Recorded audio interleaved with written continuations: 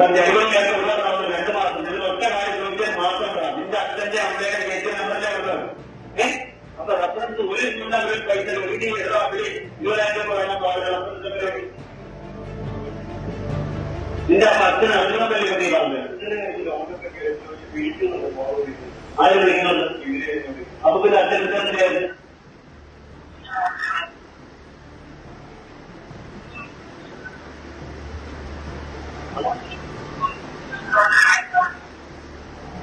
നമസ്കാരം, സ്പോട്ട് ലൈവിലേക്ക് സ്വാഗതം.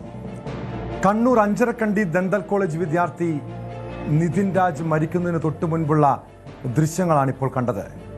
നിതിനെ എന്തിനാണ് പ്രിൻസിപ്പാൾ ഓഫീസ് മുറിയിലേക്ക് വിളിച്ചു വരുത്തിയത്? എന്തിനാണ് ക്രൂരമായി ശകാരിച്ചത്? ചില നിർണായകമായ ദൃശ്യങ്ങളാണ് ന്യൂസ് 18 ഇപ്പോൾ പുറത്തുവിടുന്നത്. കോളേജ് പ്രിൻസിപ്പൽ നിതിനെ മുറിയിലേക്ക് വിളിച്ചു വരുത്തി ശകാരിക്കുന്നതാണ് ദൃശ്യം. ഇതിൽ നിതിനോട് കയർക്കുന്നത് വ്യക്തമായി കേൾക്കാം.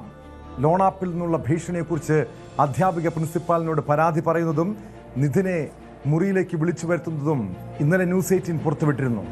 അതിനിടെ ഇൻസ്റ്റന്റ് ലോണാപ്പിന്റെ നോയിഡയിലുള്ള ആസ്ഥാനം അതിസാഹസികമായി കണ്ണൂർ പോലീസ് കണ്ടെത്തി.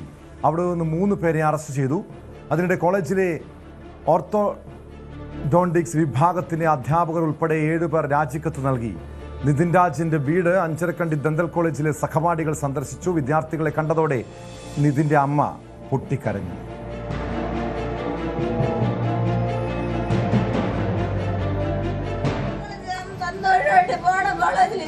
അതാണ് ഞാൻ പറയണെന്ന് വെച്ചാൽ നീതി അവന് കിട്ടണം.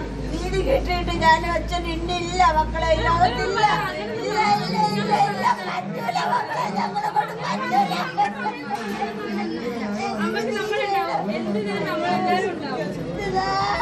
ഞാൻ മെഡിക്കൽ കോളേജ് കിടന്നപ്പോഴും അപ്പോഴത്തെ മക്കളെ അതെടുത്ത് എനിക്ക് പറ്റില്ല. എനിക്ക് വലിയ പോലെ എനിക്ക് ജീവിക്കാൻ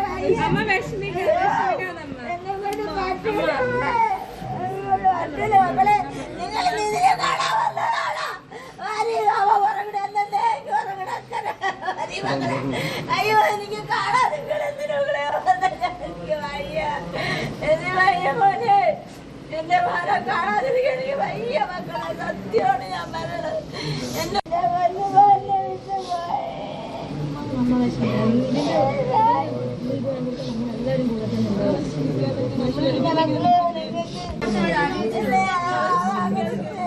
എനിക്ക് എന്റെ തുണി എന്റെ റൂമിലൊന്നും കയറാൻ പറ്റുന്നില്ല. അവവിടെ നിറഞ്ഞിരിക്കണം, അവിടെ നിറഞ്ഞിരിക്കണം. എനിക്ക് എന്റെ മക്കളെ എടുത്തോണ്ട് പോയി മക്കളെ, എന്റെ മക്കളെ എടുത്തോണ്ട് പോയി, എന്റെ പൊന്നു പാല് എടുത്തോണ്ട് പോയി. എനിക്ക് വയ്യ, എനിക്ക് സഹിക്കാൻ വയ്യ. ഞങ്ങളില്ല മക്കളെ, അവരുടെ ഒപ്പം പോവും, ഞങ്ങള് പോവും.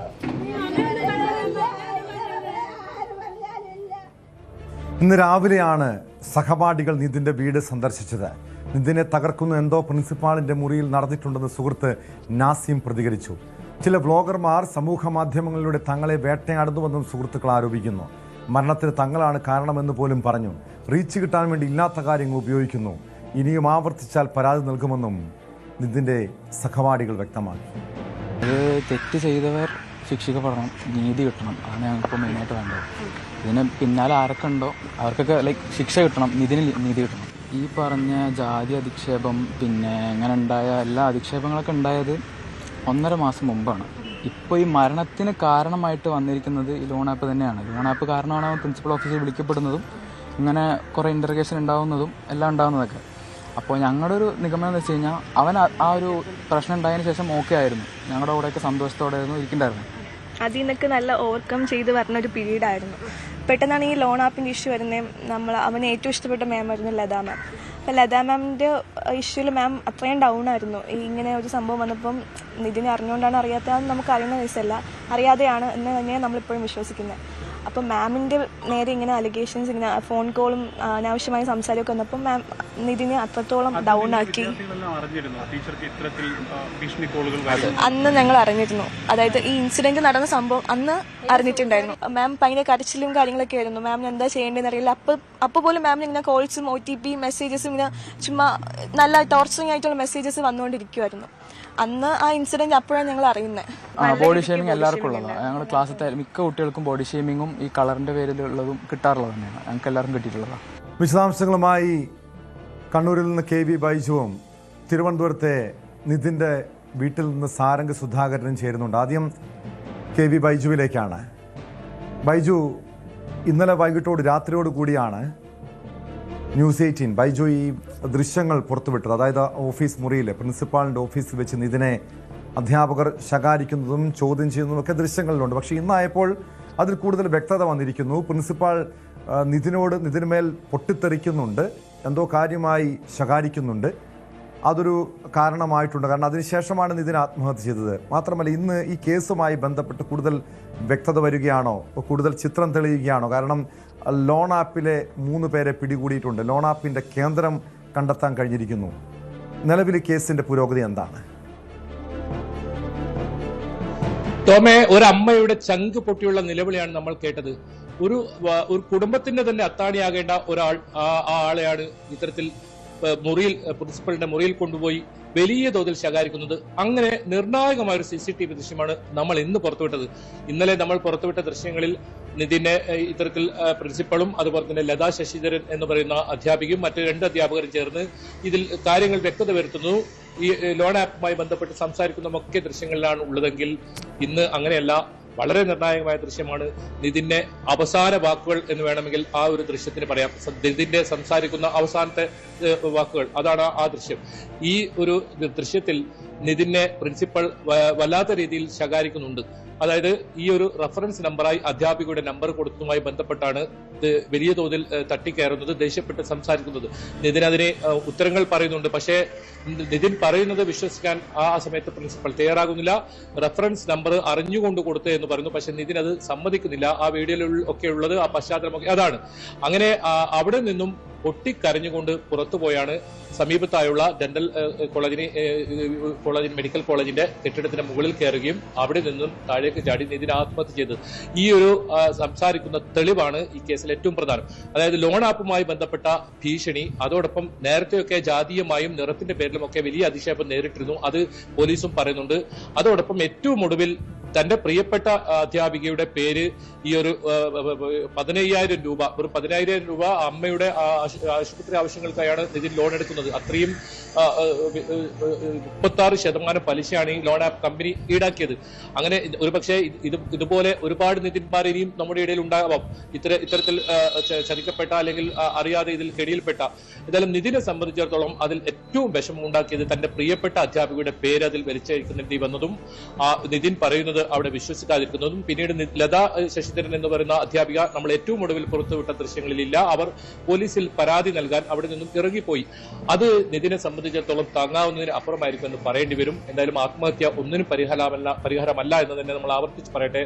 അതിനിടയിലാണ് നിതിൻ ഇങ്ങനെ ചിന്തിക്കുന്നതും നിതിൻ അവസാനമായി അവിടെ നിന്നും ആത്മഹത്യ ചെയ്യുന്നു. എന്തായാലും ഇന്ന് മറ്റൊരു പ്രധാനപ്പെട്ട സംഭവം ഉണ്ടായത് ഈ ലോൺ ആപ്പുമായി ബന്ധപ്പെട്ട 3 പേരെ നോയിഡയിൽ നിന്നും പോലീസ് അറസ്റ്റ് ചെയ്തിരിക്കുന്നു. അതായത് വലിയൊരു കേന്ദ്രമാണ് ഇവിടെ പ്രവർത്തിക്കുന്നത്. 25ഓളം സിം, അതുപോലെ തന്നെ നിരവധി ഉപകരണങ്ങൾ ഒക്കെ അവിടുന്ന് പിടിച്ചെടുത്തിട്ടുണ്ട്. 40ഓളം തൊഴിലാളികൾ അവിടെ ഉണ്ടായിരുന്നു, ജീവനക്കാരുണ്ടായിരുന്നു. ഈ ഒരു റെയ്ഡ് നടക്കുന്ന സമയത്ത് എന്നാണ് പറയുന്നത്. രാവും പകലും പ്രവർത്തിക്കുന്ന ഇത്തരത്തിൽ നിരവധി ആളുകൾക്ക് ലോൺ കൊടുക്കുന്ന ഒരു സംവിധാനമാണ്. അവിടെ നിന്നുള്ള പ്രധാനപ്പെട്ട 3 പേരെയാണ് ചക്രക്കൽ പോലീസ് ഇന്നലെ വൈകുന്നേരത്തോടുകൂടി അറസ്റ്റ് ചെയ്ത് കണ്ണൂരേക്ക് കൊണ്ടുവന്നത്. എന്തായാലും അവരെ 3 പേരെയും ഇപ്പോൾ കോടതിയിൽ ഹാജരാക്കി 14 ദിവസത്തേക്ക് ഇപ്പോൾ റിമാൻഡ് ചെയ്തിട്ടുണ്ട്. മാത്രമല്ല കൂടുതൽ പേർ ഈ ഒരു ആപ്പുമായി ബന്ധപ്പെട്ട് അകപ്പെട്ടിട്ടുണ്ടോ എന്ന കാര്യം കണ്ണൂർ പോലീസ് അന്വേഷിക്കുന്നുണ്ട്. ഇതിനിടയിൽ മറ്റൊരു പ്രധാനപ്പെട്ട സംഭവ വികാസം ഉണ്ടായത് ഈ കോളേജിലെ 7 അധ്യാപകർ ഇപ്പോൾ രാജിക്കത്ത് നൽകിയിരിക്കുന്നു. അതിൽ ഒരു വകുപ്പ് മേധാവിയായ അധ്യാപകൻ ഉൾപ്പെടെ 7 പേർ ഇപ്പോൾ രാജിക്കത്ത് നൽകിയിരിക്കുന്നു. അതിൽ പ്രധാനമായും അവർ പറയുന്നത് വിദ്യാർത്ഥികൾ ഇത്തരത്തിൽ ആരോപണം തുടരുന്ന സാഹചര്യത്തിൽ ഇവിടെ അധ്യാപനം നടക്കില്ല, സാധ്യമല്ല എന്ന രീതിയിലാണ്. ഒരു പക്ഷേ ഇതൊക്കെ ഒരു സമ്മർദ്ദതന്ത്രമാകാം. കാരണം കൂടുതൽ അധ്യാപകരിലേക്ക് ഈ അന്വേഷണം എത്തുമോ എന്ന് അവർ ഭയപ്പെടുന്നുണ്ടോ എന്ന് വിദ്യാർത്ഥികൾ സംശയിക്കുന്നുണ്ട്. എന്തായാലും ഈ അമ്മ നെഞ്ചുപൊട്ടി നിലവിളിക്കുന്നത് ഇത് തന്നെയാണ്. നീതി ലഭിക്കണം, നിതിന്റെ മരണകാരണം എന്താണെന്ന് അറിയണം എന്ന് തന്നെയാണ്. അത് തന്നെയാണ് വിദ്യാർത്ഥികളും ആവശ്യപ്പെടുന്നത്. നേരത്തെ റാം എന്ന് പറയുന്ന അധ്യാപകനെ പുറത്താക്കണമെന്നൊരു ആവശ്യം ഇവർ ഉന്നയിച്ചിരുന്നു. പിന്നീട് 3 ദിവസം കഴിഞ്ഞതിന് ശേഷം അതിന് കോളേജ് അധികൃതർ നിർബന്ധിതമായി അവർ അദ്ദേഹത്തെ പുറത്താക്കി. ഏതായാലും അദ്ദേഹം ഇപ്പോൾ ജാമ്യാപേക്ഷ നൽകിയിട്ടുണ്ട്. കോടതിയിൽ, തലശ്ശേരി കോടതിയിലാണ് ജാമ്യാപേക്ഷയുള്ളത്. 22-ാം തീയതി ഇതിന്റെ വാദം കേൾക്കും. മറ്റു ഇക്കാര്യത്തിലൊരു അവ്യക്തതയുണ്ടോ ബൈജു? കാരണം നിതിന്റെ മരണകാരണം സംബന്ധിച്ച് ഒരു വ്യക്തതക്കുറവുള്ളതായ ഒരു സംശയം തോന്നുന്നു. കാരണം ലോൺ ആപ്പിന്റെ ഭീഷണി ഒരു വശത്തുണ്ട്. പക്ഷേ അതൊക്കെ പല രീതിയിലുള്ള ഭീഷണി ഉണ്ടായപ്പോഴും അതിനെ അതിജീവിച്ച വ്യക്തിയാണ് നിതിൻ. അധ്യാപകരുടെ ഭാഗത്തു നിന്നുള്ള പല ശകാരവും പ്രശ്നങ്ങളൊക്കെ ഉണ്ടായപ്പോഴും താൻ ഡോക്ടറായിട്ട് എവിടെ നിന്നും മടങ്ങൂ എന്ന ദൃഢനിശ്ചയം എടുത്ത വ്യക്തിയാണ് നിതിൻ. പിന്നെ എന്തായിരിക്കാം പെട്ടെന്നുള്ളൊരു ആ ആത്മഹത്യയെക്കുറിച്ച് ചിന്തിക്കാനുള്ള കാരണം? പ്രിൻസിപ്പാളിൻ്റെ, കാരണം സഹപാഠികൾ പോലും പറയുന്നുണ്ട് ആ ദിവസം പ്രിൻസിപ്പാളിൻ്റെ മുറിയിൽ എന്താണെന്ന് നടന്നത് അത് അവനെ എന്തോ വല്ലാത്ത രീതിയിലൊരു മാനസികമായി ബുദ്ധിമുട്ട് ഉണ്ടാക്കിയിട്ടുണ്ടാകാം. ഡോക്ടർ റാം മാത്രമല്ല, അല്ലെങ്കിൽ ഡോക്ടർ സംഗീത മാത്രമല്ല, കൂടുതൽ അധ്യാപകരും പ്രതിപട്ടികയിലേക്ക് വരുമോ? പ്രിൻസിപ്പാൾ വലിയ രീതിയിൽ ശകാരിക്കുന്നുണ്ട്, അതും അവനെ മാനസികമായി തളർത്തി കാണുമോ? അങ്ങനെയെങ്കിൽ ഈ കേസിൽ കൂടുതൽ പേർ പ്രതിപട്ടികയിലേക്ക് വരുമോ? ടോമെ, രാത്രി എന്നോ പകലെന്നോ ഇല്ലാതെ അത്രത്തോളം പഠിച്ച് 3 തവണ പരീക്ഷ എഴുതിയാണ് മെറിറ്റിൽ നിതിൻ രാജ് അഞ്ചരക്കണ്ടി മെഡിക്കൽ കോളേജിൽ എത്തുന്നത്. അവനെ സംബന്ധിച്ചിടത്തോളം അവന് ഡോക്ടറാകണം. അത് അവന്റെ ഏറ്റവും ഒടുവിൽ വന്ന ശബ്ദ സന്ദേശത്തിലുണ്ട്. എന്ത് പ്രശ്നങ്ങൾ ഉണ്ടായാലും താനിവിടെ പിടിച്ചു നിൽക്കും, ഒരു ഡോക്ടറായി മാത്രമേ പുറത്തിറങ്ങൂ എന്ന് അത്രത്തോളം ദൃഢനിശ്ചയം ആ വാക്കുകളിലുണ്ട്. പക്ഷേ പിന്നീട് എങ്ങനെയാണ് നിതിൻ രാജ് ഈ ഒരു സംഭവത്തിന്റെ പേരിൽ മാത്രം ഇങ്ങനെ ജീവനൊടുക്കാൻ ഇടയാക്കിയത്? കാരണം അവന്റെ അച്ഛനും അമ്മയ്ക്കും അതുപോലെ തന്നെ സഹോദരങ്ങൾക്കൊക്കെ ആകെ അത്താണിയാകുന്ന ഒരാളാണ് ഇവൻ. ഒരു ലോൺ എടുത്തത് തന്നെ 15,000 രൂപ അമ്മയുടെ ആശുപത്രി ആവശ്യത്തിനാണ്. ഇവന്റെ ദന്തൽ കിറ്റ് വാങ്ങാൻ വെച്ച നിതിന്റെ പണം അത് അമ്മയുടെ ആശുപത്രി ആവശ്യത്തിന് വേണ്ടി ഉപയോഗിക്കുന്നു. അങ്ങനെ ദന്തൽ കിറ്റ് വാങ്ങാൻ വേണ്ടിയാണ് ഈ 15,000 രൂപ നിതിൻ 36% പലിശക്ക് എടുക്കുന്നത്. അവൻ അത്രത്തോളം പഠിച്ച് ഇനി എന്ത് പ്രതിസന്ധി ഉണ്ടായാലും ഡോക്ടറാകണമെന്ന് കൃത്യമായി ലക്ഷ്യം കണ്ട ഒരാളാണ്. പക്ഷേ പോലീസ് പറയുന്നതനുസരിച്ച്, അല്ലെങ്കിൽ നമ്മൾ മനസ്സിലാക്കുന്നത്, അവസാനമായി നടന്ന ഈ നമ്മളിപ്പോൾ പുറത്തുവിട്ട ആ ദൃശ്യം അത് തന്നെയാണ് ഇതിൽ ഏറ്റവും നിർണായക ദൃശ്യം. അവിടെ പതറുന്നു എന്ന് വേണം പറയാൻ. നിതിൻ രാജ് പൂർണ്ണമായും പതറുന്നു എന്ന് വേണം പറയാൻ.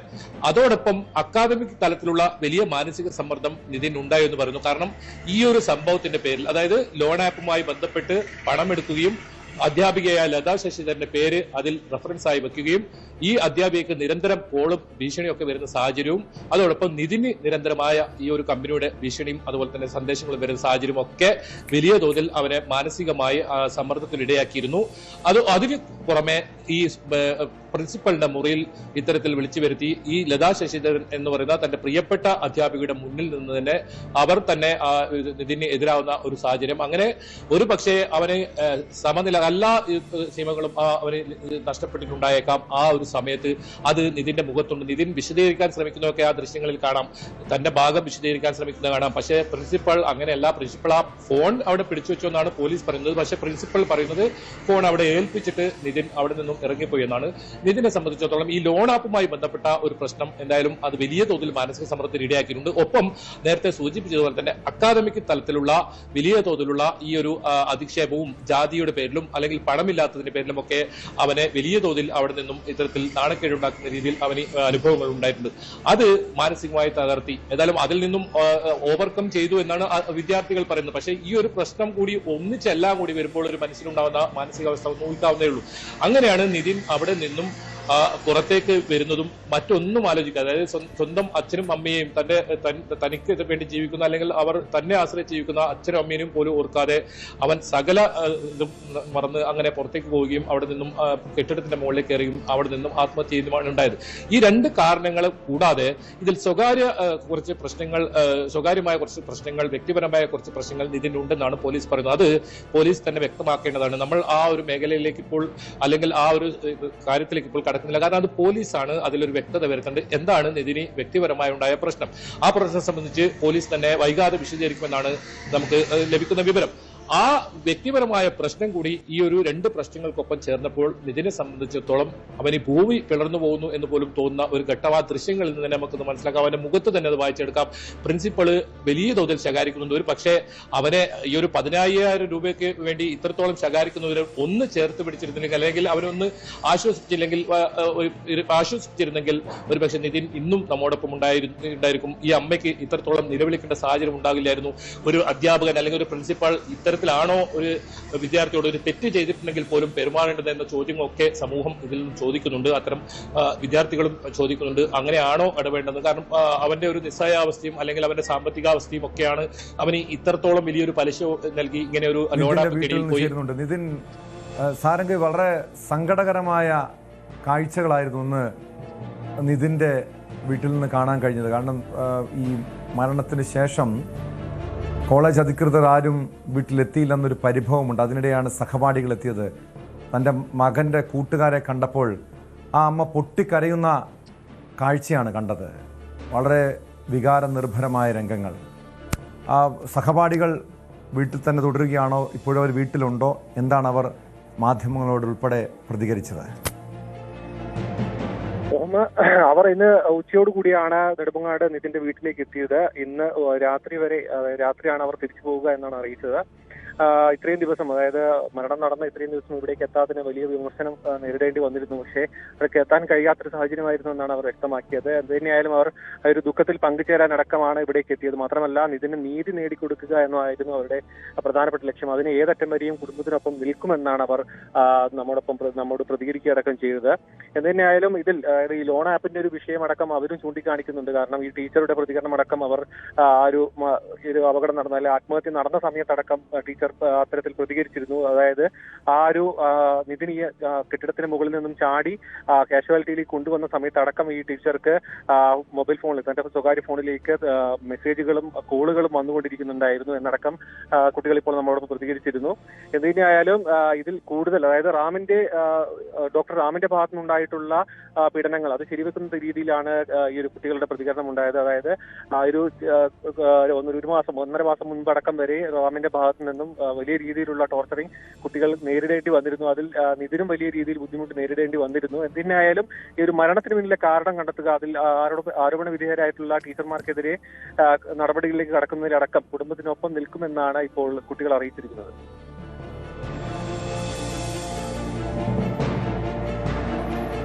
യെസ് സാരംഗ്, അതിനിടെ ഈ പ്രിൻസിപ്പാളിനെതിരെയും ചില ദൃശ്യങ്ങൾ, അതായത് പ്രിൻസിപ്പാളിൻ്റെ മുറിയിൽ വെച്ചുള്ള ചില ദൃശ്യങ്ങൾ പുറത്തു വന്നിട്ടുണ്ട്.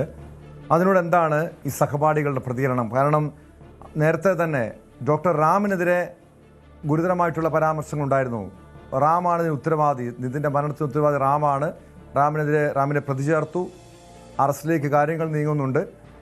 പക്ഷേ ഈ പ്രിൻസിപ്പാളിൻ്റെ മുറിയിൽ വെച്ച് എന്താണ് നടന്നത്? അങ്ങനെ പ്രിൻസിപ്പാളിൻ്റെ മുറിയിലേക്ക് നിതിനെ വിളിച്ചു വരുത്തിയ വിവരമൊക്കെ സഹപാഠികൾക്ക് അറിയാമായിരുന്നോ? അന്ന് എന്താണ് സംഭവിച്ചതെന്ന് ആരോടെങ്കിലും നിതിൻ തുറന്നു പറഞ്ഞിട്ടുണ്ടോ? അതോടൊപ്പം ഈ ലോൺ ആപ്പുമായി ബന്ധപ്പെട്ട ഭീഷണിയും മറ്റും കാര്യങ്ങളും സഹപാഠികൾക്ക് അറിവുള്ള കാര്യമാണോ? ശോഭ, ഈ ലോൺ ആപ്പുമായി ബന്ധപ്പെട്ട വിഷയം പിന്നീടാണ് വിദ്യാർത്ഥികൾ അറിഞ്ഞതെന്നാണ് മനസ്സിലാക്കുന്നത്. കാരണം ഇത്തരത്തിലുള്ള വിഷയങ്ങളിലൊന്നും തന്നെ, അതായത് ഈ ഒരു ആപ്പുമായി ബന്ധപ്പെട്ടതും പണമിടപാടുകൾ നടന്നതുമായി ബന്ധപ്പെട്ട വിഷയങ്ങൾ വിദ്യാർത്ഥികളോട്, സഹപാഠികളോട് പങ്കുവച്ചിട്ടില്ല എന്നാണ് ഇപ്പോൾ നമ്മോട് പ്രതികരിച്ച കുട്ടികൾ പറയുന്നത്. അവരൊപ്പം തന്നെ ഈ ഒരു പ്രിൻസിപ്പാളിന്റെ റൂമിലേക്ക് വിളിപ്പിച്ചത് അത് കുട്ടികൾ അറിഞ്ഞിട്ടുണ്ടായിരുന്നില്ല. കാരണം അന്ന് നിതിൻ ക്ലാസ്സിലേക്ക് എത്തിയിട്ടുണ്ടായിരുന്നില്ല. അന്ന് ക്ലാസ്സിൽ വരാത്തത് കൊണ്ട് തന്നെ നിതിൻ എവിടെയായിരുന്നു എന്ന കാര്യത്തിലടക്കം കുട്ടികൾക്ക് അന്ന് അറിവില്ലായിരുന്നു. അതിനുശേഷമാണ് ഈ ഒരു സംഭവം നടക്കുന്ന കാര്യമടക്കം അവർ വ്യക്തമാക്കുന്നത്. എന്തിനായാലും ഈ ഒരു പ്രിൻസിപ്പാളെ അടക്കം, അതായത് പ്രിൻസിപ്പാളിന്റെ ഭാഗത്തു നിന്ന് കുട്ടികൾക്ക്, അതായത് ഈ ഇതിനു മുന്നേ 1.5 മാസം മുൻപേ ഉണ്ടായിട്ടുള്ള ഒരു സംഭവത്തിൽ പ്രിൻസിപ്പാൾ കൃത്യമായി ഇടപെട്ടിരുന്നു എന്നടക്കം കുട്ടികൾ പറഞ്ഞു വെക്കുന്നുണ്ട്. അതായത് ഡോക്ടർ റാമിന്റെ ഭാഗത്തു നിന്നുണ്ടായിട്ടുള്ള പ്രശ്നങ്ങളിൽ റാമിനെ ശകാരിക്കുകയും അതിനുശേഷം ഈ ഒരു പ്രശ്നം ഒത്തുതീർപ്പാവുകയും ചെയ്തിരുന്നു എന്നാണ് ഇപ്പോൾ, അതായത് സഹപാഠികളായിട്ടുള്ള കുട്ടികൾ പ്രതികരിക്കുന്നത്. എന്തിനായാലും ഒരു പ്രശ്നം നിലനിന്നിരുന്നു എന്ന് കുട്ടികൾ ശരിവെക്കുന്നുണ്ട്. ആ രീതിയിൽ, അതായത് നിതിൻ നേരിട്ട പോലെ തന്നെയുള്ള പ്രശ്നങ്ങൾ നേരിട്ട വിദ്യാർത്ഥികളാണ് നമ്മോടൊപ്പം പ്രതികരിക്കുകയും ചെയ്തത്. എന്തു തന്നെയായാലും ഇതിൽ കൂടുതൽ നടപടികളിലേക്ക് കടക്കുന്നതിന്റെ അടക്കം കുട്ടികൾ ആശങ്കയിലാണ്. കാരണം ഈ ഒരു കൂട്ടരാജ്യടക്കം നടക്കുന്ന സാഹചര്യത്തിൽ ഈ ഒരു അംഗീകാരം നഷ്ടപ്പെടുകയാണെന്നുണ്ടെങ്കിൽ ഈ കുട്ടികളുടെ അടക്കം ഭാവി തുലാസിലാകുന്ന ഒരു സാഹചര്യമുണ്ട്.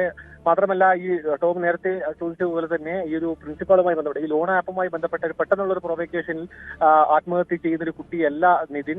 മാത്രമല്ല ഇതിനു മുൻപ് പല പ്രശ്നങ്ങൾ ഉണ്ടായപ്പോഴും ശക്തിയായി അതിനെ നേരിടുകയും അങ്ങനെ എളുപ്പത്തിൽ മനോധൈര്യം വിട്ടുകളയുന്ന ഒരു വ്യക്തിയല്ല നിതിൻ എന്നാണ് കുട്ടികൾ പ്രതികരിച്ചത്. അതുകൊണ്ട് തന്നെ ലോൺ ആപ്പുമായി ബന്ധപ്പെട്ട ഒരു വിഷയത്തിൽ ഇത്ര പെട്ടെന്നൊരു ഉണ്ടാകുന്ന ഒരു പ്രശ്നം അല്ലെങ്കിൽ പ്രൊവക്കേറ്റീവ് ആയിട്ടുള്ള ഒരു പ്രശ്നത്തിൽ ഇങ്ങനെ ഒരു കടുത്ത തീരുമാനത്തിലേക്ക് നിതിൻ എങ്ങനെ എത്തി എന്ന കാര്യത്തിൽ വിദ്യാർത്ഥികൾക്ക് ഇപ്പോഴും ഒരു ചോദ്യം നിലനിൽക്കുന്നുണ്ട്.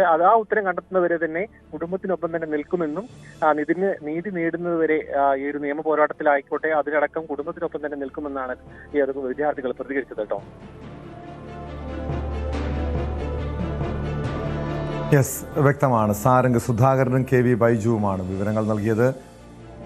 കണ്ണൂർ അഞ്ചരക്കണ്ടി ദന്തൽ കോളേജിലെ നിതിൻ്റെ മരണവുമായി ബന്ധപ്പെട്ട കേസിൽ പോലീസിൻ്റെ അന്വേഷണം തുടരുന്നുണ്ട്. അതിനിടെ ഈ ലോൺ ആപ്പുമായി ബന്ധപ്പെട്ട് 3 പേർ അറസ്റ്റിലായിരിക്കുന്നു. കൂടുതൽ ദൃശ്യങ്ങൾ പുറത്തു വരുന്നു. പ്രിൻസിപ്പാളിൻ്റെ മുറിയിൽ വെച്ച് നിതിനെ പ്രിൻസിപ്പാൾ ശകാരിക്കുന്ന ദൃശ്യങ്ങൾ ഉൾപ്പെടെയാണ് ന്യൂസ് 18 പുറത്തുവിട്ടിരിക്കുന്നത്. അതേ തുടർന്ന് അതായത് പ്രിൻസിപ്പളിൻ്റെ മുറിയിൽ നടന്ന സംഭവവുമായി ബന്ധപ്പെട്ടും പല സംശയങ്ങളും പല ചോദ്യങ്ങളും ഉയരുകയാണ്. കാര്യത്തിൽ കൊച്ചി സിറ്റി പോലീസിൻ്റെ തീരുമാനം എന്താണ്?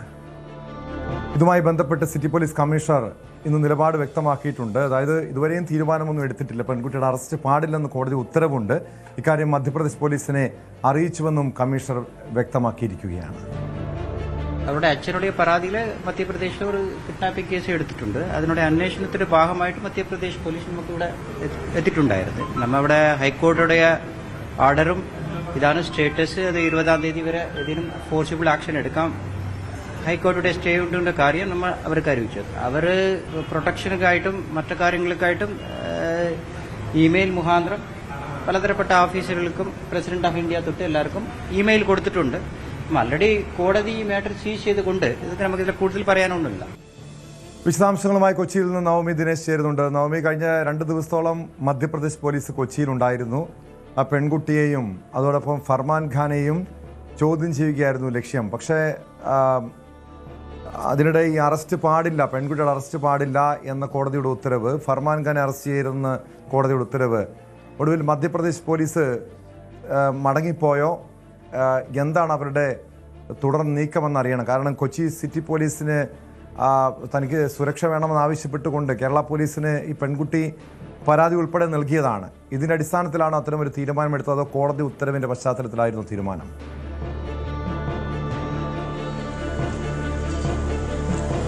ടോം, എന്തായാലും മധ്യപ്രദേശ് പോലീസ് തിരികെ പോയി എന്നാണ് ഈ പെൺകുട്ടിയുടെയും യുവാവിനെയും സഹായിക്കുന്നവരോടായി അറിയിച്ചിരിക്കുന്നത്. പക്ഷെ അത് അവർ പൂർണ്ണമായും വിശ്വാസത്തിൽ എടുത്തിട്ടില്ല.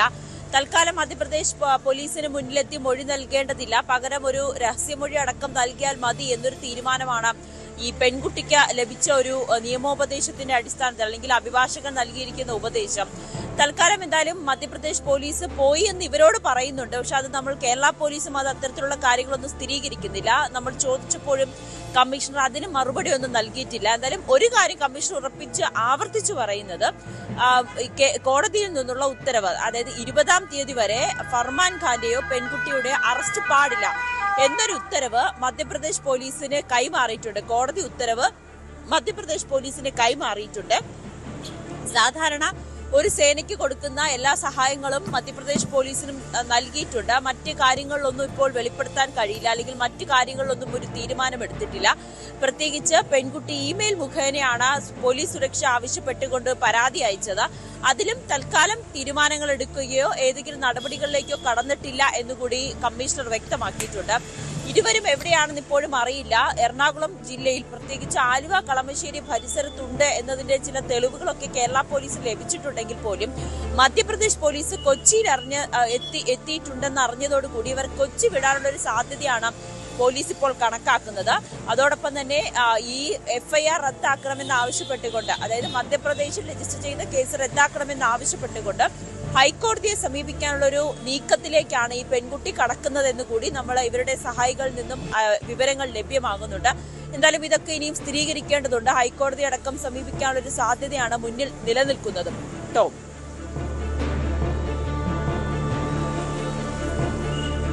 നവമി, അതിനിടെ രാഹുൽ ഈശ്വർ ഇന്നലെ ചില വെളിപ്പെടുത്തലുമായി രംഗത്തെത്തിയിരുന്നല്ലോ. അതായത് ഈ പെൺകുട്ടിക്ക് പ്രായപൂർത്തിയായിട്ടുണ്ട്, അനുജൻ്റെ സർട്ടിഫിക്കറ്റ് കാണിച്ചുകൊണ്ടാണ് ഈ രീതിയിൽ തെറ്റിദ്ധാരണ പരത്തുന്നത്, ഇതിന് പിന്നിൽ മറ്റ് ഗൂഢലക്ഷ്യങ്ങളുണ്ട് എന്നായിരുന്നു രാഹുൽ ഈശ്വറിൻ്റെ ആരോപണം. അതിൻ്റെ അടിസ്ഥാനത്തിൽ രാഹുൽ ഈശ്വർ മുഖ്യമന്ത്രിക്കടക്കം പരാതി നൽകും, അതായത് ഈ പരാതി നൽകിയ യുവാവിനെതിരെ പരാതി നൽകുമെന്നായിരുന്നു രാഹുൽ ഈശ്വർ ഇന്നലെ വ്യക്തമാക്കിയത്. ഇക്കാര്യങ്ങളടക്കം കേരള പോലീസ് പരിശോധിക്കുന്നുണ്ടോ? കാരണം ഇതൊരു തെറ്റായി ഒരു മതസ്പർദ്ധ ഉണ്ടാക്കുക എന്ന ലക്ഷ്യത്തോടു കൂടി, ഒരു തെറ്റിദ്ധാരണ പരത്തുന്ന എന്ന ലക്ഷ്യത്തോടു കൂടിയായിരുന്നോ ഈ നീക്കം? അതേക്കുറിച്ച് കേരള പോലീസിൻ്റെ അന്വേഷണമുണ്ടോ? അതോ മധ്യപ്രദേശ് പോലീസ് ഈ രീതിയിൽ ആണ് മുന്നോട്ട് പോകുന്നത്? അതായത് ആശുപത്രി രേഖകളടക്കം പരിശോധിച്ച് അത് പ്രായപൂർത്തിയായില്ലെന്ന് കണ്ടെത്തി അതിൻ്റെ അടിസ്ഥാനത്തിലാണ് ഈ പോക്സോ കേസ് ഫർമാൻ ഖാനെതിരെ എടുത്തത്. കൂടുതൽ പേർക്കെതിരെ നടപടിയൊക്കെ ഉണ്ടാകുമെന്ന വാർത്തകളൊക്കെ വന്നതാണ്. മധ്യപ്രദേശ് പോലീസിൻ്റെയും അതോടൊപ്പം കേരള പോലീസിൻ്റെയും തുടർ നീക്കങ്ങൾ എന്താണെന്ന് കൂടി അറിയണം. എന്തായാലും കേരള പോലീസ് ഇതിൽ നടപടികളൊന്നും തന്നെ സ്വീകരിക്കാൻ ഇല്ല എന്നാണ് നമുക്കറിയാൻ സാധിക്കുന്നത്. കാരണം കേരള പോലീസിനെ സംബന്ധിച്ച മധ്യപ്രദേശ് പോലീസ് ഇപ്പോൾ ഒരു കേസ് എടുത്തിട്ടുണ്ട്. അതിന്റെ ഭാഗമായിട്ടുള്ള ഒരു അന്വേഷണം നടന്നുകൊണ്ടിരിക്കുകയാണ്. ഈ പെൺകുട്ടിയുടെ സർട്ടിഫിക്കറ്റ് അടക്കം മധ്യപ്രദേശ് പോലീസിന്റെ കയ്യിലുള്ളത് അത് ഈ പ്രായപൂർത്തിയായിട്ടില്ല, പെൺകുട്ടിക്ക് പ്രായപൂർത്തിയായിട്ടില്ല എന്ന് കാണിച്ചുകൊണ്ടുള്ള രേഖകളാണ്. അത് സ്വാഭാവികമായും കേരള പോലീസിനും കാണിച്ചിട്ടുണ്ട്. അവർ പറയുന്നതനുസരിച്ച് തങ്ങൾക്ക് ചെയ്യാൻ കഴിയുന്ന സഹായങ്ങൾ ചെയ്യുന്നുണ്ടെന്നാണ്. അതിനപ്പുറത്തേക്ക് ഈ വിഷയത്തിൽ കേരള പോലീസ് ഒരു അന്വേഷണം നടത്തുന്നില്ല. പകരം ഹൈക്കോടതിയിലാണ് ഇവരുടെ ഈ അറസ്റ്റ് തടയണമെന്ന് ആവശ്യപ്പെട്ടുകൊണ്ട് ഫർമാൻ ഖാനും പെൺകുട്ടിയെ സമീപിച്ചത്. അതിന്റെ അടിസ്ഥാനത്തിലാണ് ഇപ്പോൾ ഹൈക്കോടതി 20-ാം തീയതി വരെ അവരുടെ അറസ്റ്റ് തടഞ്ഞുകൊണ്ടുള്ള ഒരു ഉത്തരവും വന്നിരിക്കുന്നത്. മധ്യപ്രദേശ് പോലീസ് തട്ടിക്കൊണ്ടുപോകൽ, പോക്സോ കേസ് അടക്കമുള്ള വകുപ്പുകളാണ്, പോക്സോ കേസിൽ തട്ടിക്കൊണ്ടുപോകൽ അടക്കമുള്ള വകുപ്പുകളാണ് ചുമത്തിയിരിക്കുന്നത്. എന്തായാലും ഈ ഹൈക്കോടതിയുടെ ഉത്തരവുള്ളത് കൊണ്ട് സ്വാഭാവികമായും മധ്യപ്രദേശ് പോലീസും അറസ്റ്റിലേക്കൊന്നും കടക്കില്ല. പകരം ഇവരുടെ മൊഴിയെടുക്കുക, അല്ലെങ്കിൽ 20-ാം തീയതി കഴിഞ്ഞതിന് ശേഷം കൂടുതൽ നടപടികളിലേക്ക് പോകാം എന്നൊരു തീരുമാനമായിരിക്കും മധ്യപ്രദേശ് പോലീസും എടുക്കുക. എന്തായാലും പോലീസിന്റെ അടുത്ത നീക്കത്തെ കുറിച്ച് നമുക്ക് കൃത്യമായിട്ടുള്ളൊരു വിവരം നൽകാൻ കഴിയുന്നില്ല. പ്രത്യേകിച്ച് മധ്യപ്രദേശ് പോലീസുമായി നമുക്ക് കാര്യങ്ങൾ സംസാരിക്കുക അല്ലെങ്കിൽ അവർ കാര്യങ്ങൾ പറയുകയോ ഒന്നും ചെയ്യുന്നുണ്ടില്ല. കേരള പോലീസിന്റെ പ്രത്യേകിച്ച് കമ്മീഷനിൽ നിന്നും ലഭിക്കുന്ന വിവരങ്ങളാണ് ഇപ്പോൾ നമുക്ക് നൽകാൻ കഴിയുന്നത്. കേട്ടോ, വ്യക്തമാണ്. കൊച്ചിയിൽ നിന്ന് നവമി ദിനേശാണ് വിവരങ്ങൾ നൽകിയത്. മറ്റൊരു പ്രധാനപ്പെട്ട വാർത്തയിലേക്കാണ് ഇനി പോകുന്നത്. ഹോർമുസ് കടലിടുക്ക് വീണ്ടും അടയ്ക്കുന്നുവെന്ന് ഇറാൻ സൈന്യം. മേഖലയിൽ ഇറാനിയൻ കപ്പലുകൾക്ക് മേലുള്ള US ഉപരോധം പിൻവലിക്കാത്തതാണ് തീരുമാനം. പഴയപടി IRGCയുടെ കർശന നിയന്ത്രണം ഹോർമുസിൽ തുടരുമെന്ന് റിപ്പോർട്ടുണ്ട്. അതിനിടെ ഇറാനുമായുള്ള 2ാം ഘട്ട ചർച്ച പരാജയപ്പെടുകയാണെങ്കിൽ വെടിനിർത്തൽ കാലയളവ് നീട്ടിയേക്കില്ലെന്ന് US പ്രസിഡന്റ് ഡൊണാൾഡ് ട്രംപ് മുന്നറിയിപ്പ് നൽകിയിട്ടുണ്ട്. ന്യൂസ് ഡെസ്കിൽ നിന്ന് അജയ് സുധാ ബിജു ചേരുന്നു. അജയ്, എന്താണ് ഇപ്പോഴത്തെ ഒരു സ്ഥിതി? ഹോർമുസ് കടലിടുക്ക് വീണ്ടും അടയ്ക്കാനുള്ള ഇറാൻ സൈന്യത്തിൻ്റെ തീരുമാനത്തിന് പിന്നിൽ എന്താണ്? ടോം, വലിയൊരു ആശ്വാസത്തിന് പിന്നാലെ ഇപ്പോൾ ആശങ്കാജനകമായിട്ടുള്ള ചില വാർത്തകൾ കൂടി പുറത്തു വരികയാണ്. അതായത് ഹോർമുസ് കടലിടുക്ക് ഇറാൻ ഇപ്പോൾ പൂർണ്ണമായി അടയ്ക്കാനൊരുങ്ങുകയാണ്. US-ന്റെ ഉപരോധം പിൻവലിക്കാത്തത് കാരണമാണ് ഇറാൻ ഇത്തരമൊരു തീരുമാനത്തിലേക്ക് എത്തിച്ചേർന്നിരിക്കുന്നത് എന്നാണ് വിവരം. IRGC ആണ് ഹോർമുസ് കടലിടുക്ക് അടയ്ക്കുന്നു എന്നുള്ള വാർത്താക്കുറിപ്പ് നിലവിൽ പുറത്തിറക്കിയിരിക്കുന്നത്. നേരത്തെ ഇറാന്റെ പാർലമെന്ററി സ്പീക്കറായിട്ടുള്ള മുഹമ്മദ് ബാഖർ ഖാലിബാഫ് ഈ ഹോർമുസ് കടലിടുക്ക് അടയ്ക്കും എന്നുള്ള ഭീഷണി നടത്തിയിരുന്നു. അതായത് US-ന്റെ ഉപരോധം ഇപ്പോഴും ഹോർമുസ് കടലിടുക്കിൽ നിലനിൽക്കുന്നുണ്ട്. ഇറാനിയൻ കപ്പലുകളെ അവർ തടഞ്ഞു വരുന്നു. ഇറാനിയൻ കപ്പലുകളെ മേഖലയിലൂടെ സുഗമമായി യാത്ര ചെയ്യാൻ അനുവദിക്കാതിരുന്നാൽ ഹോർമുസ് കടലിടുക്ക് തടയും എന്നതായിരുന്നു മുഹമ്മദ് ബാഖർ ഖാലിബാഫിന്റെ ഭീഷണി എന്ന് പറയുന്നത്. ഈ ഭീഷണി വന്ന് മണിക്കൂറുകൾക്ക് പിന്നാലെ ഇപ്പോൾ IRGC ഹോർമുസ് കടലിടുക്ക് പൂർണ്ണമായി അടച്ചിരിക്കുന്നു എന്നുള്ള വിവരങ്ങളാണ് പുറത്തു വരുന്നത്. അതായത് അവർ ഇപ്പോൾ പുറത്തിറക്കിയിരിക്കുന്ന പ്രസ്താവന അനുസരിച്ച് ഹോർമുസിൽ പഴയ സ്ഥിതി തുടരും. IRGCയുടെ കർശന നിയന്ത്രണം ഹോർമുസിൽ ഉണ്ടാകും. കപ്പലുകളെ കടന്നു പോകാൻ അനുവദിക്കില്ല എന്ന് തന്നെയാണ് IRGC നിലവിൽ വ്യക്തമാക്കിയിരിക്കുന്നത്. നേരത്തെ ഹോർമുസ് കടലിടുക്ക് തുറന്നതിന് പിന്നാലെ നിരവധി യാത്രാ കപ്പലുകൾ അടക്കം മേഖലയിലൂടെ കടന്നുപോയിരുന്നു. ഒരു ക്രൂയിസ് കപ്പൽ അടക്കം കടന്നുപോകുന്ന സ്ഥിതിയുണ്ടായിരുന്നു. നേരത്തെ വാണിജ്യ കപ്പലുകൾ അതുപോലെ ചരക്കുകൾ നീക്കം ചെയ്യുന്ന കപ്പലുകളെ മാത്രമാണ് ഹോർമുസ് കടലിടുക്ക് വഴി യാത്ര ചെയ്യാൻ അനുവദിച്ചിരുന്നത്. ഈ സംഘർഷങ്ങൾ ആരംഭിച്ചതിന് ശേഷം ഇതുതന്നെയായിരുന്നു സ്ഥിതി.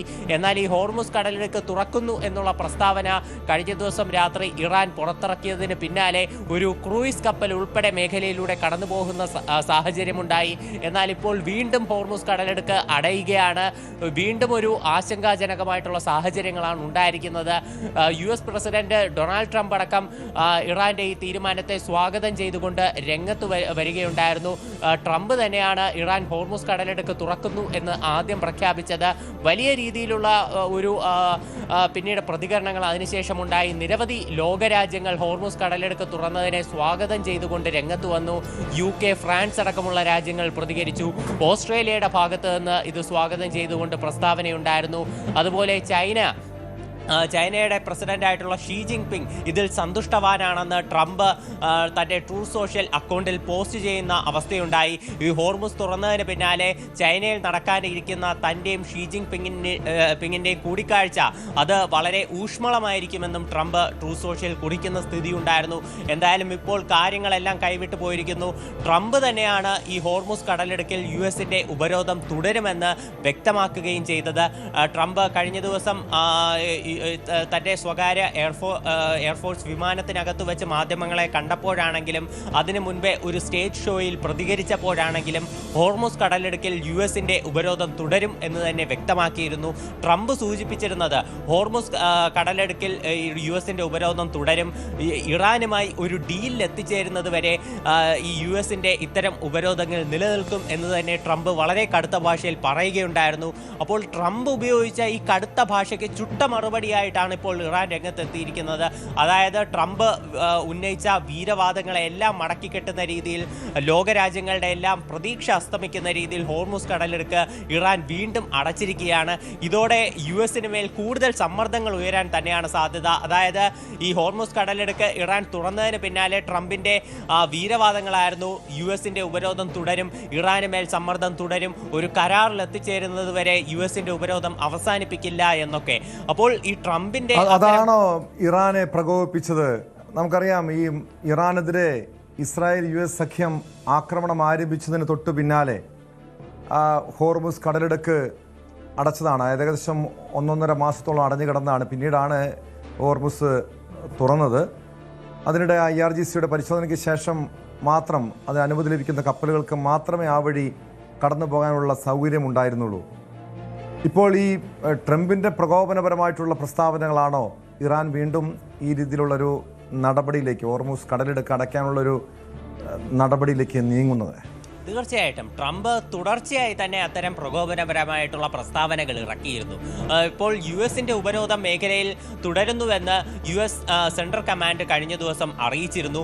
ഇപ്പോൾ അവർ ഒരു കണക്കുൾപ്പെടെ കഴിഞ്ഞ ദിവസം പുറത്തുവിടുന്ന സാഹചര്യമുണ്ടായിരുന്നു. അതായത് ഏപ്രിൽ 13-നായിരുന്നു US-ന്റെ ഉപരോധം ഹോർമുസ് കടലിടുക്കിൽ ആരംഭിക്കുന്നത്.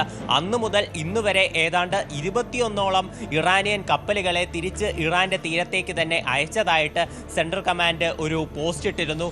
അതിന് പിന്നാലെയാണ് ട്രംപിന്റെ പ്രഖ്യാപനം വരുന്നത്. അതായത് ഈ ഹോർമുസ് കടലിടുക്കിൽ ഇറാന് മേലുള്ള US-ന്റെ ഉപരോധം തുടരും, ഇറാനുമായി ഒരു ഡീലിലെത്തിച്ച് ചേർന്നാൽ മാത്രമേ ഈ ഉപരോധം പിൻവലിക്കൂ എന്നാണ് ട്രംപ് പറഞ്ഞത്. അതിനുശേഷം ഈ കാര്യത്തിൽ ഒരു വ്യക്തതയ്ക്ക് വേണ്ടി മാധ്യമപ്രവർത്തകർ അദ്ദേഹത്തിന്റെ സ്വകാര്യ എയർഫോഴ്സിൽ വെച്ച് ചോദ്യങ്ങൾ ചോദിച്ചു. അപ്പോഴും ട്രംപ് പറഞ്ഞത് ഹോർമുസിൽ US-ന്റെ ഉപരോധം തുടരും എന്നതാണ്. മാത്രമല്ല, ഒരു പടി കൂടി കടന്ന് ട്രംപ് മറ്റൊരു പ്രസ്താവന കൂടി നടത്തി. അതായത് ഇപ്പോൾ ഇനി ഇറാനുമായിട്ടുള്ള അടുത്ത ഘട്ട ചർച്ചയിൽ ഒരു സമവായത്തിൽ എത്തിച്ചേരാൻ സാധിച്ചില്ലെങ്കിൽ ചിലപ്പോൾ US ഇറാന് മേൽ പ്രഖ്യാപിച്ചിരുന്ന വെടിനിർത്തൽ നീട്ടി നൽകിയേക്കില്ല എന്നുള്ളൊരു ഭീഷണി കൂടി ട്രംപ് മുഴക്കുകയുണ്ടായി. ഇപ്പോൾ US-ഉം ഇറാനും തമ്മിൽ നിശ്ചയിച്ചിരുന്ന 2 ആഴ്ചത്തെ വെടിനിർത്തൽ പ്രതിസന്ധി വീണ്ടും രൂക്ഷമാകുന്നു എന്നാണ് പുറത്തുവരുന്ന റിപ്പോർട്ടുകൾ. അജയ് സുധാ ബിജുവാണ് വിവരങ്ങൾ നൽകിയത്. ഇനി എന്തായാലും ഇറാൻ ആ രീതിയിലൊരു കടുത്ത നടപടികളിലേക്ക് നീങ്ങിയാൽ അത് സ്വാഭാവികമായി മറ്റ് രാഷ്ട്രങ്ങളെ അടക്കം ബാധിക്കാനുള്ള സാധ്യതയുണ്ട്. തൃശൂർ മാടക്കത്തറയിൽ വാക്കുതർക്കത്തിനിടെ യുവാവിനെ കുത്തിക്കൊലപ്പെടുത്തി. 4 സെന്റ് ഉന്നതിയിൽ താമസിക്കുന്ന നിഖിലാണ് മരിച്ചത്. സംഭവത്തിൽ പ്രദേശവാസിയായ യുവാവ് ജിൻഡോയെ മണ്ണുത്തി പോലീസ് അറസ്റ്റ് ചെയ്തു. ഇന്നലെ രാത്രി 10:30 സംഭവം. പ്രതി ജിൻഡോയുടെ വീട്ടിലേക്ക് മുൻ വൈരാഗ്യത്തെ തുടർന്ന് കൊല്ലപ്പെട്ട നിഖിലും സുഹൃത്തും എത്തുകയും തർക്കമുണ്ടാവുകയുമായിരുന്നു. അതിനിടെ ജിൻഡോ നിഖിലിനെ കുത്തിക്കൊലപ്പെടുത്തുകയായിരുന്നു. വിവരങ്ങളുമായി ആജ്ഞ രവീന്ദ്രൻ ചേരുന്നുണ്ട്. ആജ്ഞ, ഒരു മുൻ വൈരാഗ്യത്തെ തുടർന്ന് നിഖിലും സുഹൃത്തും ജിൻഡോയുടെ വീട്ടിലെത്തുന്നു. അവിടെ വെച്ച് വാക്കുതർക്കമുണ്ടാകുന്നു. പെട്ടെന്നുള്ളൊരു പ്രകോപനത്തിൽ ജിൻഡോ നിഖിലിനെ കുത്തിക്കൊലപ്പെടുത്തുന്നു. അതായത് ഒരു സ്വയരക്ഷയ്ക്കിടെ ആക്രമണം പ്രതിരോധിക്കുന്നതിനിടെ ജിൻഡോ കൊലപാതകം നടത്തുകയായിരുന്നോ, അതോ ഒരാസൂത്രിതമായ കൊലപാതകമായിരുന്നോ?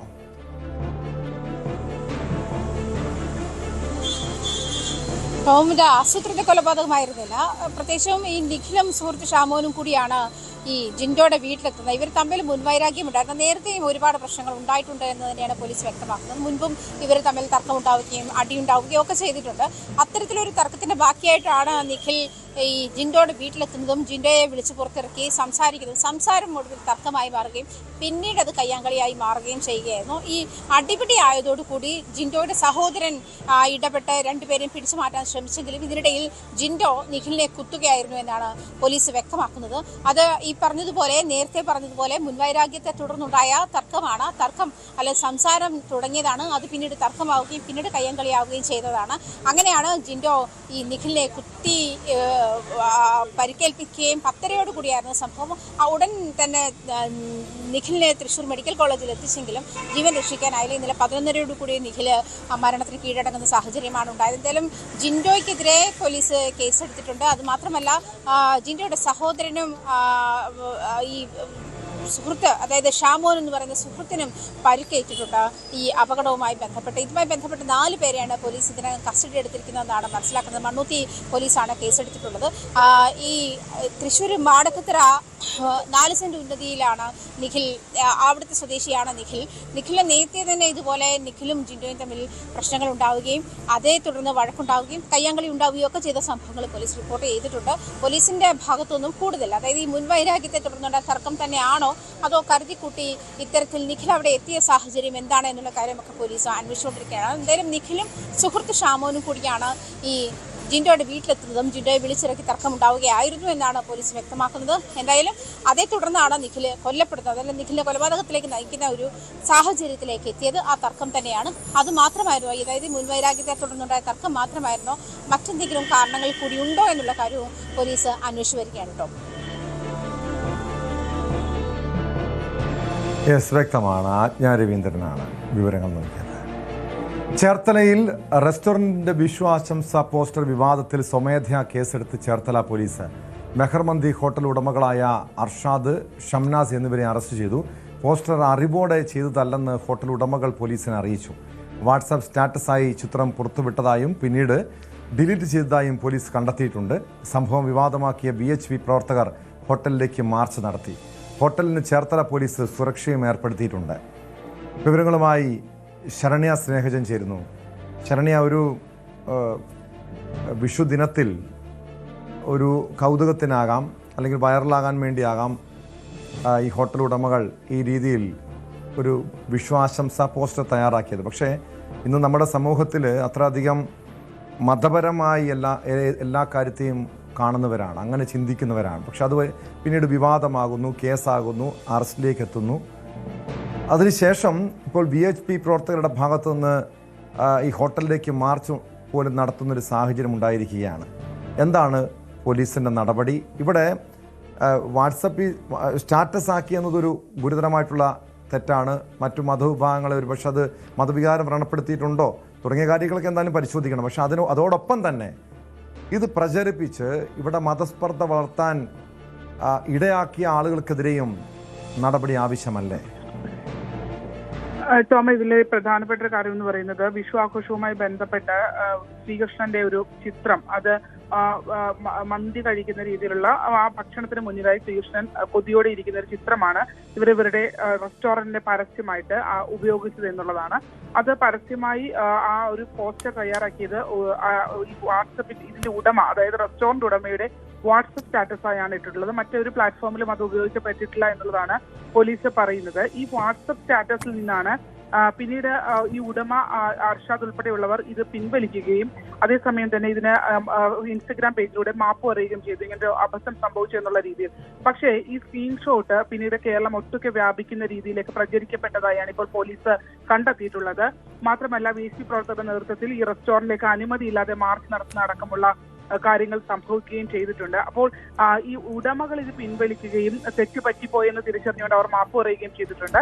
പക്ഷെ അതേസമയം തന്നെ മതസ്പർദ്ധ ഉണ്ടാക്കുന്ന രീതിയിൽ വലിയ തോതിൽ ഈ ചിത്രം ഇപ്പോഴും പ്രചരിപ്പിക്കപ്പെടുന്നു എന്നുള്ളതാണ് യാഥാർത്ഥ്യം. അത് ഈ വാട്സപ്പ് സ്റ്റാറ്റസ് കണ്ടിട്ടുള്ള ആളുകൾ വളരെ കുറച്ച് ആളുകളാണ്. ഇതിൽ നിന്ന് ചിലരാണ് ഇത് സ്ക്രീൻഷോട്ട് ചെയ്ത് മതസ്പർദ്ധ ഉണ്ടാക്കുന്ന രീതിയിൽ പുറത്തേക്ക്, അതായത് ഇവരുടെ സ്റ്റാറ്റസായി മാത്രം ഉണ്ടായിരുന്ന ഒരു ചിത്രം പുറത്തേക്ക് വ്യാപിപ്പിച്ചത് എന്നുള്ളതാണ് ഇപ്പോൾ പോലീസിൽ ഒരു കണ്ടെത്തൽ ഉണ്ടായിരിക്കുന്നത്. അത്തരക്കാർക്കെതിരെയും നിയമ നടപടി കൈക്കൊള്ളും എന്നുള്ളത് പറഞ്ഞിട്ടുണ്ട്. കാരണം ഈ അർഷാദിനെതിരെയും ഒപ്പം തന്നെ ഈ കടയുടമകളായ 2 പേർക്കെതിരെയും ഇന്നലെ തന്നെ സ്വമേധയാ ചേർത്തല പോലീസ് കേസെടുക്കുകയും അവർക്കെതിരെ നിയമ നടപടി സ്വീകരിക്കുകയും ചെയ്തിട്ടുണ്ട്. അതിനപ്പുറത്തേക്ക് അവർ പരസ്യമായി മാപ്പ് പറയുകയും ചെയ്തിട്ടുണ്ട്. പക്ഷെ അതിനപ്പുറത്തേക്ക് ഇത് പല പ്ലാറ്റ്ഫോമുകളിൽ ഈ ചിത്രം മതസ്പർദ്ധ വളർത്തുന്ന രീതിയിൽ അല്ലെങ്കിൽ മതപരമായ വൈരാഗ്യമുണ്ടാക്കുന്ന രീതിയിൽ അത് ഉപയോഗിക്കപ്പെടുന്നുണ്ട് എന്നുള്ളത് പോലീസിനെ ശ്രദ്ധയിൽപ്പെട്ടു. ഇന്നലെ വൈകിട്ടോടുകൂടി ആലപ്പുഴ ജില്ലാ പോലീസ് മേധാവിയുടെ ഒരു സർക്കുലർ ഇറങ്ങിയിട്ടുണ്ട്. അതായത് ഈ ചിത്രം ഉപയോഗിച്ച് മോശം അല്ലെങ്കിൽ മതസ്പർദ്ധ മതവികാരത്തെ വ്രണപ്പെടുത്തുന്ന രീതിയിൽ ഉള്ള പോസ്റ്റുകൾ നവമാധ്യമങ്ങൾ ഇടുന്നവർക്കെതിരെ കൃത്യമായ നടപടി ഉണ്ടാകുമെന്നുള്ളതാണ്. ഇത്തരത്തിൽ 3 ഫോണുകൾ ഇന്നലെ പോലീസ് പിടിച്ചെടുത്തിട്ടുണ്ട്. കൂടുതൽ പേർക്കെതിരെ നടപടി ഉണ്ടാകുമെന്ന് പറഞ്ഞിട്ടുണ്ട്. മാത്രമല്ല അനുമതിയില്ലാതെ, അതായത് ഈ വിഷയത്തെ ആളിക്കത്തിക്കാൻ ശ്രമിക്കുന്നവർക്കെതിരെ ഇന്നലെ VSP അടക്കമുള്ളവർ പ്രവർത്തകരടക്കം ഈ റെസ്റ്റോറന്റിലേക്ക് മാർച്ച് നടത്തിയിരുന്നു. അവർക്കെതിരെയും കേസെടുത്തിട്ടുണ്ട്. അനുമതിയില്ലാതെ മറ്റ് പ്രകോപനകരമായ കാര്യങ്ങൾ പറഞ്ഞുകൊണ്ടൊരു മാർച്ച് നടത്തുക എന്നുള്ളത് ഇത് അബദ്ധവശാൽ സംഭവിച്ചു പോയതാണ് എന്നുള്ളതാണ്. ഇപ്പോൾ അതിന്റെ ഒരു തീവ്രത മനസ്സിലാകാതെ സംഭവിച്ചു പോയതാണെന്നാണ് ഉടമകൾ ഇപ്പോൾ നൽകിയിട്ടുള്ള മൊഴി. അവർ അപ്പം തന്നെ അത് പിൻവലിക്കുകയും മാപ്പ് പറയുകയും ചെയ്തിരുന്നു. മാത്രമല്ല ഒരു പബ്ലിക് അങ്ങനെ തന്നെയാണോ കരുതേണ്ടത് ശരണ്യ? ഇവിടെ ഒരു ജാഗ്രത കുറവ് ഉണ്ടായിട്ടുണ്ടാകാം, അല്ലെങ്കിൽ ഇത് ഈ രീതിയിൽ മതപരമായി ഒരു പ്രശ്നങ്ങൾ ഉണ്ടാകും, ഭിന്നിപ്പുണ്ടാകും, അതിന് ആ രീതിയിൽ കാണുമെന്ന് ആ ഹോട്ടൽ ഉടമകൾ കരുതി കാണില്ല. നമുക്കറിയാം സാധാരണ ക്രിസ്മസിനൊക്കെ പാപ്പാജ്ഞിയുടെ വേഷധാരികളായി എത്തി പല പരസ്യങ്ങളും ചെയ്യുന്നവരുണ്ട്. ഓണത്തിന് മാവേലിയുടെ വേഷം കിട്ടിയുള്ള പരസ്യങ്ങൾ കാണാം. അങ്ങനെ ഒരു പക്ഷേ ശ്രീകൃഷ്ണനെ ഒരു കഥാപാത്രമാക്കി പരസ്യം ചെയ്തതായിരിക്കാം.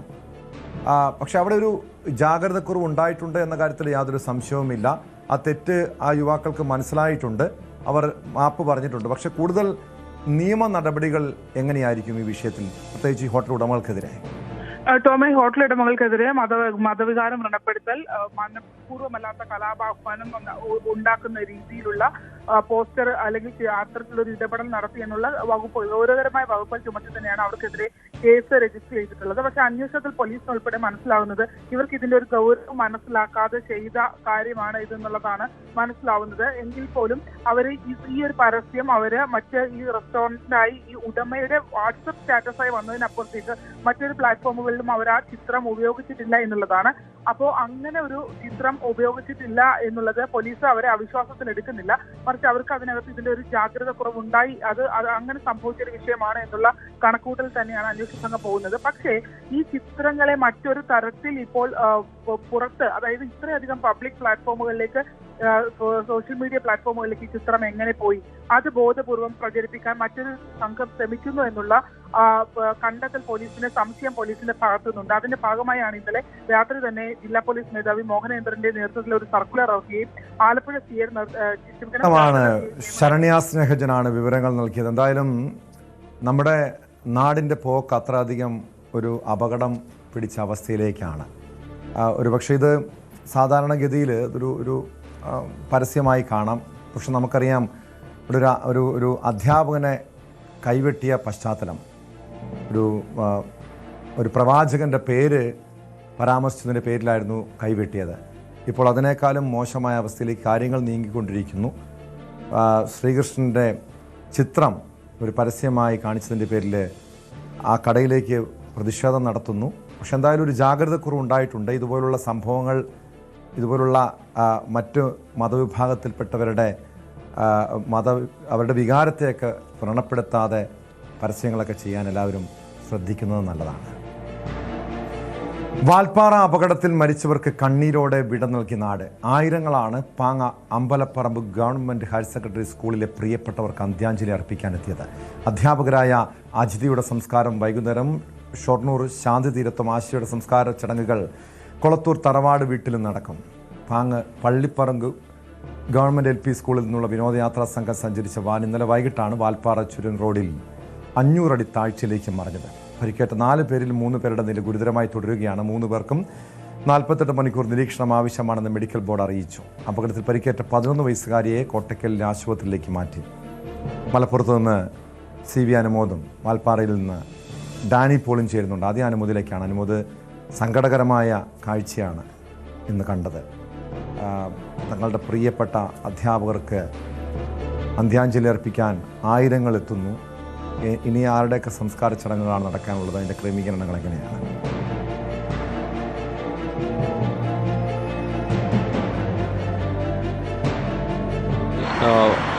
പാങ്ങിലേക്ക് നാട് മുഴുവൻ ഒഴുകിയെത്തുമായിരുന്നു. പാങ് അമ്പലപ്പറമ്പ് ഗവൺമെൻറ് ഹയർ സെക്കൻഡറി സ്കൂളിലേക്ക് നാടൊട്ടുക്ക് എന്ന് തന്നെ പറയാം. വലിയ ഒരു ജനപ്രവാഹം തന്നെ അവരുടെ പ്രിയപ്പെട്ട അധ്യാപകർക്ക്, അവരുടെ പ്രിയപ്പെട്ട സുഹൃത്തുക്കൾക്ക് അവസാനമായി യാത്രാമൊഴി നൽകാൻ ഉണ്ടായിരുന്നു. ഉച്ചയോടെ 11 മണിക്ക് മുമ്പ് തന്നെ സ്കൂളിലെ പൊതുദർശന ചടങ്ങുകൾ പൂർത്തീകരിച്ച് മൃതദേഹങ്ങൾ അവരവരുടെ വീടുകളിലേക്ക് വിട്ടയച്ചു, അല്ലെങ്കിൽ വീടുകളിലേക്ക് കൊണ്ടുപോയി. അതിനുശേഷം ഇപ്പോൾ ഇനി ബാക്കിയുള്ള സംസ്കാര ചടങ്ങുകൾ അജിത ടീച്ചറുടെയും ആശ ടീച്ചറുടെയുമാണ് എന്നാണ് അറിയാൻ കഴിയുന്നത്. അജിത ടീച്ചർ ഷൊർണൂർ ശാന്തിതീരത്തും ആശ ടീച്ചറുടെ കൊളത്തൂരിലെ വീട്ടിലുമായിരിക്കും നടക്കുക എന്നാണ് അറിഞ്ഞിരിക്കുന്നത്. വൈകുന്നേരം 4 മണി വരെ ആയിരിക്കും ഉണ്ടാവുക. അജിത ടീച്ചറുടെ രണ്ടാമത്തെ മകൾ ആയുർവേദ കോളേജിൽ പഠിക്കുകയാണ്. ആ കുട്ടിക്ക് ഈ മരണവിവരം അറിഞ്ഞിരുന്നില്ല. കുട്ടിയുടെ പരീക്ഷ എഴുതിയതിന് ശേഷം മാത്രമാണ് കുട്ടി വിവരം അറിഞ്ഞത് എന്നാണ് നമുക്കറിയാൻ കഴിയുന്നത്. അത്രമാത്രം കുടുംബം ഈ ഒരു ദുരന്തത്തിലാകെ ഞെട്ടി ധരിച്ചിരിക്കുകയാണ്. ടീച്ചറുടെ മൂത്ത മകൾ കാൺപൂരിൽ ആ കുട്ടി വന്ന ഉടനെ തന്നെ 4 മണിയോടെ മൃതദേഹം ഷൊർണൂരിലേക്ക് കൊണ്ടുപോകുമെന്നാണ് അറിയുന്നത്.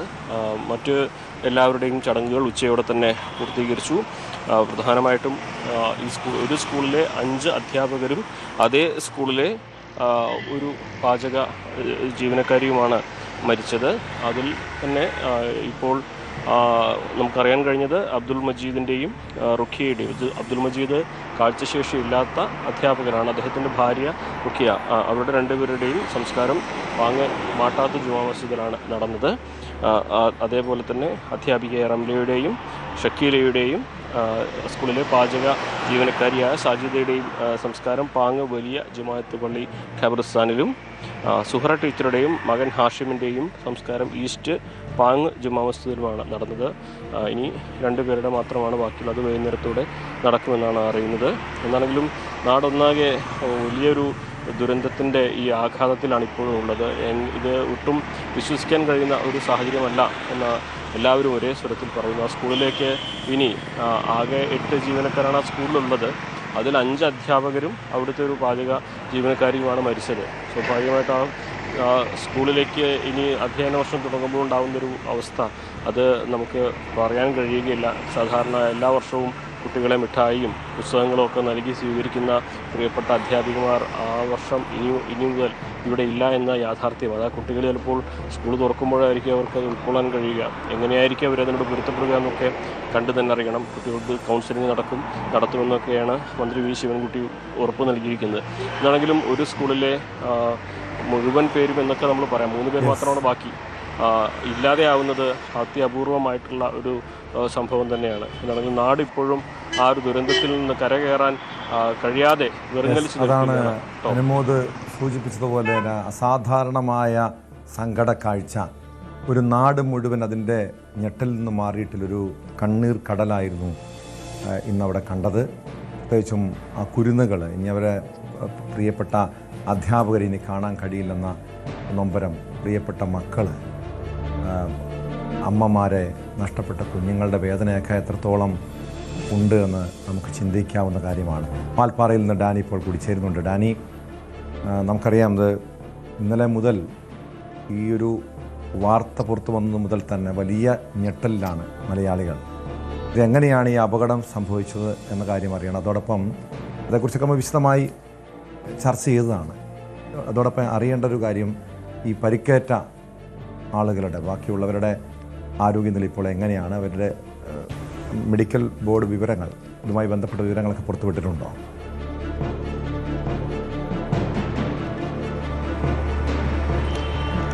ടോം, ഇതിൽ 13 അംഗങ്ങളാണ് വാഹനത്തിലുണ്ടായിരുന്നത്. 9 പേരെ മരണപ്പെട്ടു. മറ്റുള്ളവർക്ക് അപ്പോൾ ഗുരുതരമായ പരിക്കുകൾ ഉടെ ചികിത്സയിലേക്ക് വിവിധ ആശുപത്രികളിലേക്ക് പ്രവേശിപ്പിച്ചിരുന്നു എന്നതാണ് ആദ്യം വന്നിരുന്നത്. ഇതിൽ 4 പേരാണ് ആശുപത്രിയിലേക്ക് മാറ്റിയിരുന്നത്. ഇത് ഇന്നിപ്പോൾ സംഭവിച്ചിരിക്കുന്നത്, അതിൽ ഒരു കുട്ടിയുടെ 11-കാരിയായ പെൺകുട്ടിയുടെ പരിക്കുകൾ അത്ര കണ്ട് ഗൗരവമുള്ളതല്ല എന്നത് കണ്ട് അതിന് നാട്ടിലേക്ക് കോട്ടക്കിലുള്ള മറ്റൊരു ആശുപത്രിയിലേക്ക് മാറ്റിയിട്ടുണ്ട്. അത് ഇന്ന് പുലർച്ചയോടുകൂടി തന്നെ അത് ഉണ്ടായിരിക്കുന്നു.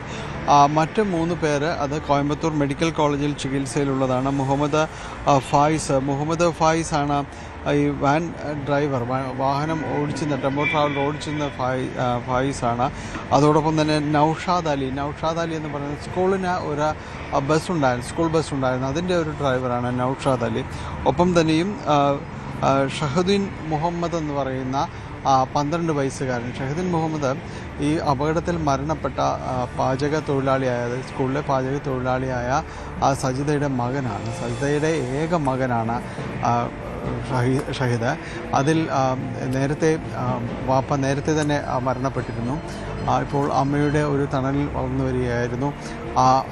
ഇവരുടെ പരിക്കുകളുടെ ഒരു സ്വഭാവം എന്ന് പറയുന്നത്, ആദ്യം ഈ കുട്ടിയിലേക്ക് വരികയാണെങ്കിൽ ഈ കുട്ടിയുടെ അരയ്ക്ക് താഴേക്ക് ഒരു ചലനശേഷി സംബന്ധമായ കാര്യങ്ങളിൽ വലിയ സംശയങ്ങൾ നിലനിൽക്കുന്നു എന്നതാണ് ഡോക്ടർമാർ പറയുന്നത്. കൂടുതൽ പരിശോധനകൾ ഇവർക്ക് വേണ്ടിവരും, ഈ കുട്ടിക്ക് വേണ്ടിവരും. കാരണം അതിൻ്റെ ചലനശേഷിയുടെ കാര്യത്തിൽ വലിയ സംശയം നിലനിൽക്കുന്നു എന്നതാണ്. ഇടുപ്പിന് താഴേക്ക് കാലുകൾ ചലിപ്പിക്കാൻ കഴിയാത്ത ഒരു അവസ്ഥ ഇപ്പോഴുണ്ട്.